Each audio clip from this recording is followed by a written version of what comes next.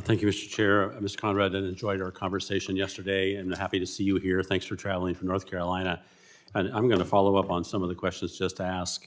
And I'm looking at your testimony, page 3, where you say, in nearly 8 years of operation, SIMP, that is the Seafood Import Monitoring Program, has failed miserably. Actually, you don't say miserably, but it's failed. And you were just saying why it had failed. And that is because of the lack of referral, or is there some other reason it's just not working? Thank you, Congressman. Enjoyed our conversation yesterday as well. But yes, again, SIMP is essentially the Fish Act is targeting IUU fishing where it is happening, not as it's coming into the United States. And that's the problem with the data collection at SIMP, is that the fish has already been harvested. And so we're trying to stop it at harvest, before harvest, by getting a list of these vessels, knowing who the bad actors are, so that we can make sure that that does not come into the supply chain. And so where do you get this list of bad actors? How do you know who it is? There's certain RFMDs that we will work with in various parts of the world that are already there, established relationships that we can work with them through, again, multinational agreements and find out who they are. They will go on a registry. And again, the vessel import ban on the seafood that's linked to those vessels as well.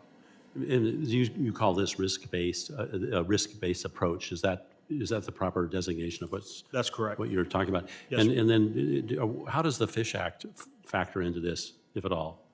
Fish Act creates the registry. There's not a registry currently. And so that's how we know. And it also ties, again, the owners to the vessels also the vessels, and in some cases cargo seizure with those RFMDs as necessary.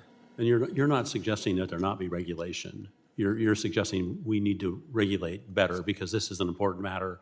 So you're saying the Fish Act is better than SIMP. That is correct, Congressman. And to that end, we have that other act available. How does it work?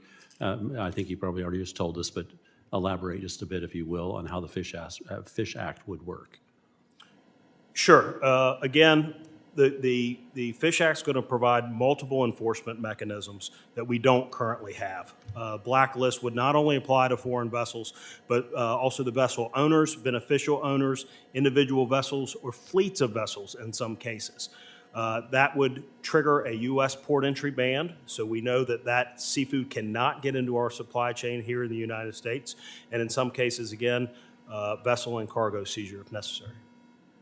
Thank you. And that concludes my questions, but Mr. Chair, I would like to offer for the record a letter to Chair Westerman from Pacific Seafood regarding the Fish Act dated November 17th, 2025.